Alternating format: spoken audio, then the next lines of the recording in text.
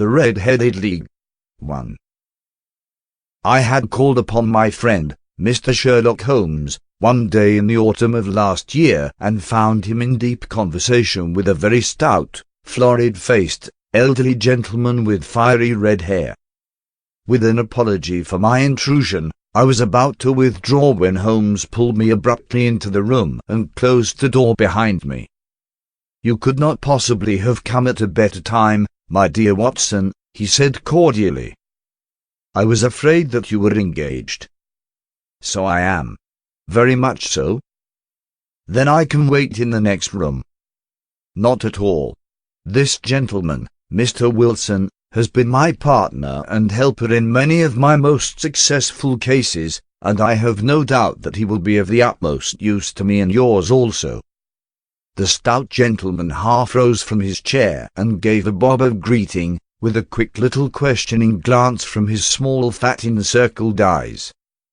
"Try the settee," said Holmes, relapsing into his armchair and putting his fingertips together, as was his custom when in judicial moods.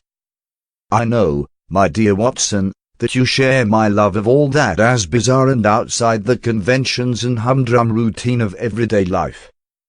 You have shown your relish for it by the enthusiasm which has prompted you to chronicle, and, if you will excuse my saying so, somewhat to embellish so many of my own little adventures. Your cases have indeed been of the greatest interest to me," I observed. "You will remember that I remarked the other day, just before we went into the very simple problem presented by Miss Mary Sutherland, that for strange effects and extraordinary combinations we must go to life itself, which is always far more daring than any effort of the imagination. A proposition which I took the liberty of doubting. You did, Doctor, but none the less you must come round to my view, for otherwise I shall keep on piling fact upon fact on you until your reason breaks down under them and acknowledges me to be right. Now, Mr. Jabez Wilson here has been good enough to call upon me this morning, and to begin a narrative which promises to be one of the most singular which I have listened to for some time. You have heard me remark that the strangest and most unique things are very often connected not with the larger but with the smaller crimes, and occasionally, indeed, where there is room for doubt whether any positive crime has been committed. As far as I have heard, it is impossible for me to say whether the present case is an instance of crime or not, but the course of events is certainly among the most singular that I have ever listened to. Perhaps, Mr. Wilson, you would have the great kindness to recommence your narrative. I ask you not merely because my friend Dr. Watson has not heard the opening part, but also because the peculiar nature of the story makes me anxious to have every possible detail from your lips. As a rule, when I have heard some slight indication of the course of events, I am able to guide myself by the thousands of other similar cases which occur to my memory. In the present instance I am forced to admit that the facts are, to the best of my belief, unique. The portly client puffed out his chest with an appearance of some little pride, and pulled a dirty and wrinkled newspaper from the inside pocket of his greatcoat. As he glanced down the advertisement column, with his head thrust forward and the paper flattened out upon his knee, I took a good look at the man and endeavoured, after the fashion of my companion, to read the indications which might be presented by his dress or appearance. I did not gain very much, however, by my inspection. Our visitor bore every mark of being an average commonplace British tradesman, obese, pompous, and slow. He wore rather baggy grey shepherd's check trousers, a not over-clean black frock coat, unbuttoned in the front, and a drab waistcoat with a heavy brassy Albert chain, and a square pierced bit of metal dangling down as an ornament. A frayed top hat and a faded brown overcoat with a wrinkled velvet collar lay upon a chair beside him. Altogether, look as I would, there was nothing remarkable about the man save his blazing red head, and the expression of extreme chagrin and discontent upon his features. Sherlock Holmes' quick eye took in my occupation, and he shook his head with a smile as he noticed my questioning glances. Beyond the obvious facts that he has at some time done manual labor, that he takes snuff, that he is a Freemason, that he has been in China, and that he has done a considerable amount of writing lately, I can deduce nothing else. Mr. Jabez Wilson started up in his chair, with his forefinger upon the paper, but his eyes upon my companion. "How, in the name of good fortune, did you know all that, Mr. Holmes?" he asked. "How did you know, for example, that I did manual labor?" "It's as true as gospel, for I began as a ship's carpenter." "Your hands, my dear sir. Your right hand is quite a size larger than your left. You have worked with it, and the muscles are more developed." "Well, the snuff, then, and the Freemasonry?" "I won't insult your intelligence by telling you how I read that, especially as, rather against the strict rules of your order, you use an arc and compass breastpin." "Ah, of course, I forgot that. But the writing? What else can be indicated by that right cuff so very shiny for 5 inches, and the left one with the smooth patch near the elbow where you rest it upon the desk?" "Well, but China?" "The fish that you have tattooed immediately above your right wrist could only have been done in China. I have made a small study of tattoo marks and have even contributed to the literature of the subject. That trick of staining the fish's scales of a delicate pink is quite peculiar to China. When, in addition, I see a Chinese coin hanging from your watch chain, the matter becomes even more simple." Mr. Jabez Wilson laughed heavily. "Well, I never," said he. "I thought at first that you had done something clever, but I see that there was nothing in it after all." "I begin to think, Watson," said Holmes, "that I make a mistake in explaining. Omnignotum pro magnifico, you know, and my poor little reputation, such as it is, will suffer shipwreck if I am so candid. Can you not find the advertisement, Mr. Wilson?" "Yes, I have got it now," he answered with his thick red finger planted halfway down the column. "Here it is. This is what began it all. You just read it for yourself, sir." I took the paper from him and read as follows. "To the Red-Headed League, on account of the bequest of the late Zekiah Hopkins, of Lebanon, Pennsylvania, USA, there is now another vacancy open which entitles a member of the League to a salary of £4 a week for purely nominal services. All red-headed men who are sound in body and mind and above the age of 21 years are eligible. Apply in person on Monday, at 11 o'clock, to Duncan Ross, at the offices of the League, 7 Pope's Court, Fleet Street." "What on earth does this mean?" I ejaculated after I had twice read over the extraordinary announcement. Holmes chuckled and wriggled in his chair, as was his habit when in high spirits. "It is a little off the beaten track, isn't it?" said he. "And now, Mr. Wilson, off you go at scratch and tell us all about yourself, your household, and the effect which this advertisement had upon your fortunes. You will first make a note, Doctor, of the paper and the date."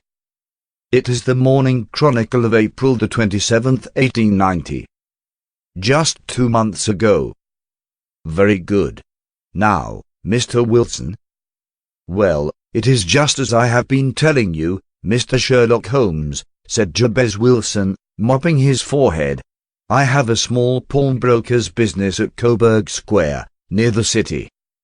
It's not a very large affair, and of late years it has not done more than just give me a living.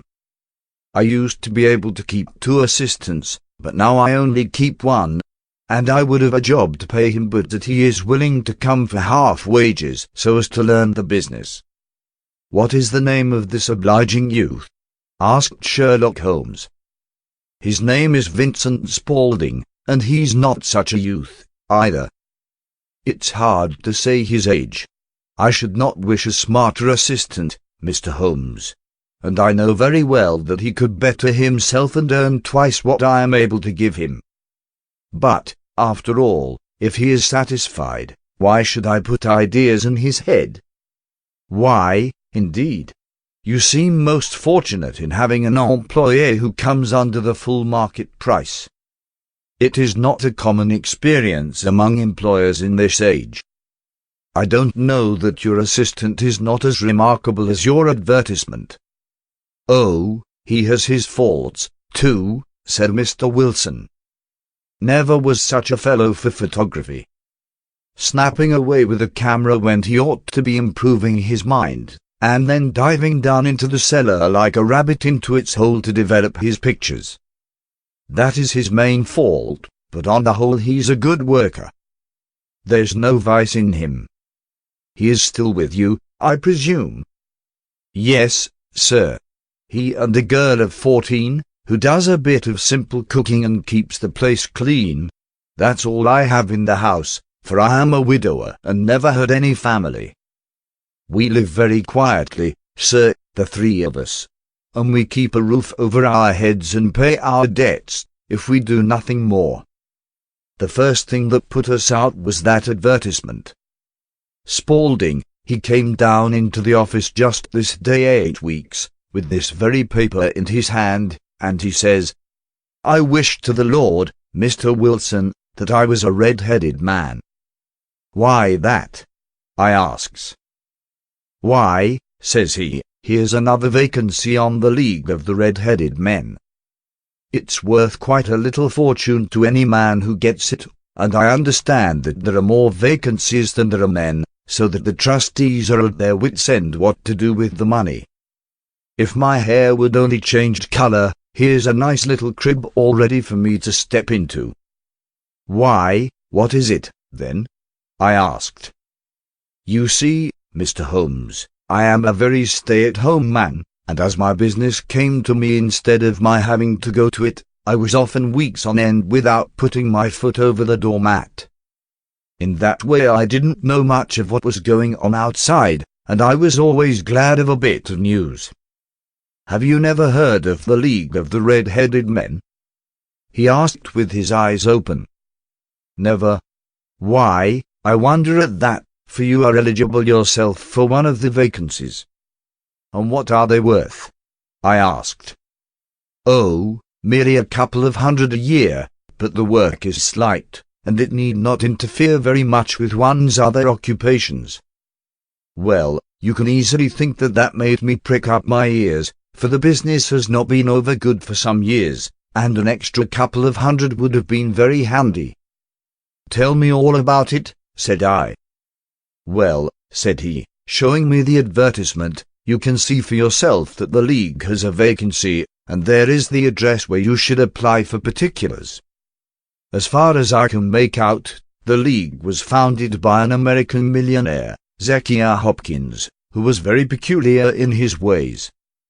He was himself red-headed, and he had a great sympathy for all red-headed men.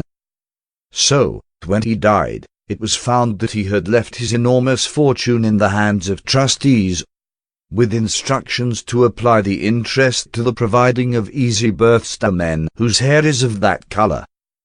From all I hear it is splendid pay and very little to do." "But," said I, "there would be millions of red-headed men who would apply." "Not so many as you might think," he answered. "You see, it is really confined to Londoners and to grown men. This American had started from London when he was young, and he wanted to do the old town a good turn. Then, again, I have heard it is no use your applying if your hair is light red, or dark red, or anything but real bright, blazing, fiery red. Now, if you cared to apply, Mr. Wilson, you would just walk in. But perhaps it would hardly be worth your while to put yourself out of the way for the sake of a few £100.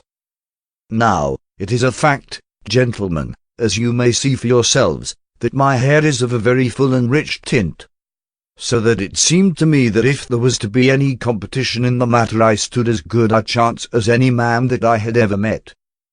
Vincent Spaulding seemed to know so much about it that I thought he might prove useful, so I just ordered him to put up the shutters for the day and to come right away with me. He was very willing to have a holiday, so we shut the business up and started off for the address that was given us in the advertisement.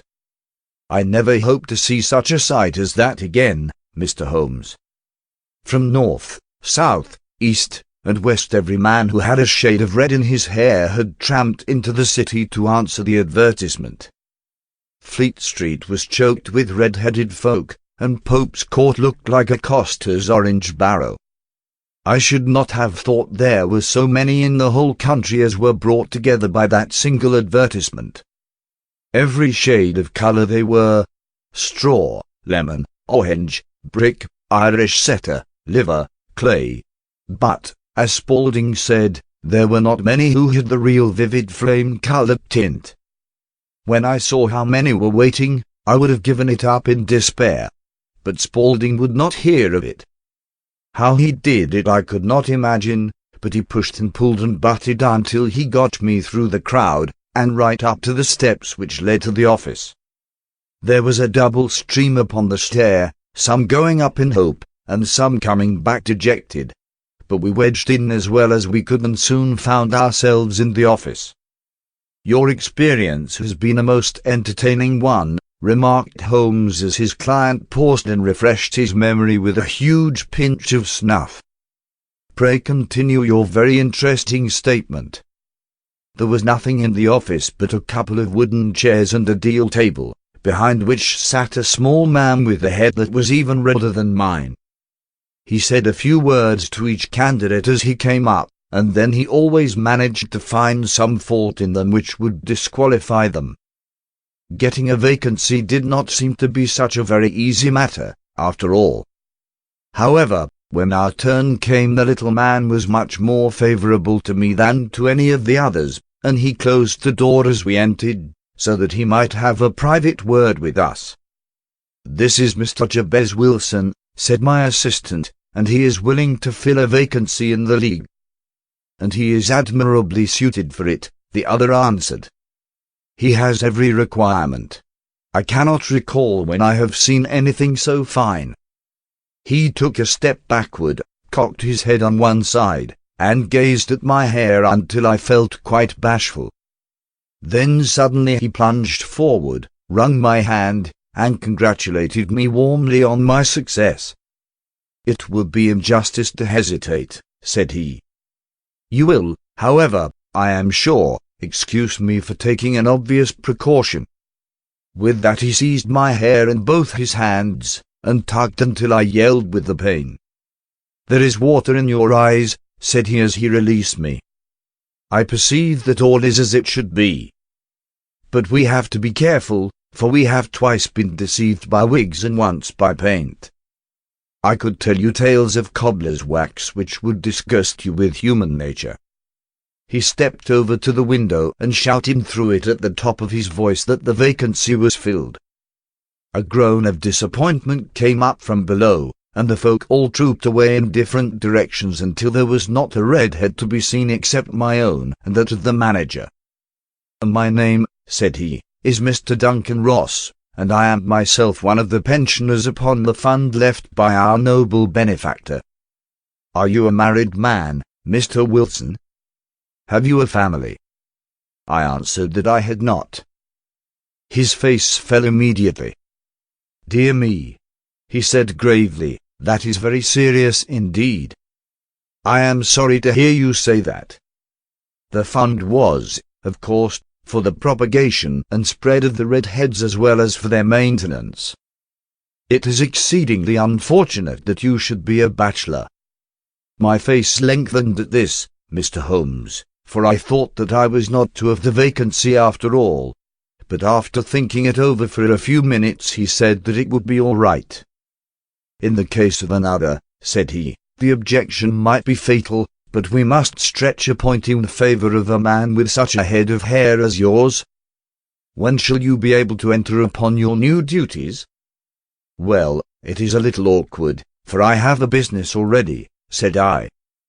"Oh, never mind about that, Mr. Wilson," said Vincent Spaulding. "I should be able to look after that for you." "What would be the hours?" I asked. 10 to 2. Now a pawnbroker's business is mostly done of an evening, Mr. Holmes, especially Thursday and Friday evening, which is just before payday. So it would suit me very well to earn a little in the mornings. Besides, I knew that my assistant was a good man, and that he would see to anything that turned up. That would suit me very well, said I, and the pay is £4 a week, and the work is purely nominal. What do you call purely nominal? Well, you have to be in the office, or at least in the building, the whole time. If you leave, you forfeit your whole position forever. The will is very clear upon that point. You don't comply with the conditions if you budge from the office during that time. It's only 4 hours a day, and I should not think of leaving, said I. No excuse will avail, said Mr. Duncan Ross. Neither sickness nor business nor anything else. There you must stay, or you lose your billet. And the work is to copy out the Encyclopaedia Britannica. There is the first volume of it in that press. You must find your own ink, pens, and blotting paper, but we provide this table and chair. Will you be ready tomorrow? Certainly, I answered. Then, goodbye, Mr. Jabez Wilson, and let me congratulate you once more on the important position which you have been fortunate enough to gain. He bowed me out of the room, and I went home with my assistant, hardly knowing what to say or do. I was so pleased at my own good fortune. Well, I thought over the matter all day, and by evening I was in low spirits again. For I had quite persuaded myself that the whole affair must be some great hoax or fraud, though what its object might be I could not imagine. It seemed altogether past belief that anyone could make such a will, or that they would pay such a sum for doing anything so simple as copying out the Encyclopaedia Britannica. Vincent Spaulding did what he could to cheer me up, but by bedtime I had reasoned myself out of the whole thing. However, in the morning I determined to have a look at it anyhow, so I bought a penny bottle of ink, and with a quill pen, and 7 sheets of foolscap paper, I started off for Pope's Court. Well, to my surprise and delight, everything was as right as possible. The table was set out ready for me, and Mr. Duncan Ross was there to see that I got fairly to work. He started me off upon the letter A, and then he left me.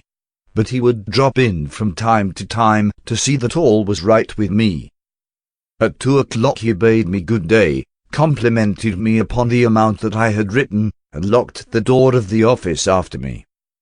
This went on day after day, Mr. Holmes, and on Saturday the manager came in and planked down 4 golden sovereigns for my week's work. It was the same next week, and the same the week after.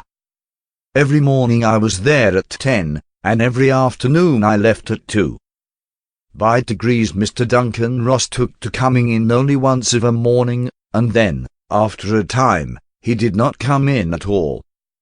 Still, of course, I never dared to leave the room for an instant, for I was not sure when he might come, and the billet was such a good one, and suited me so well, that I would not risk the loss of it.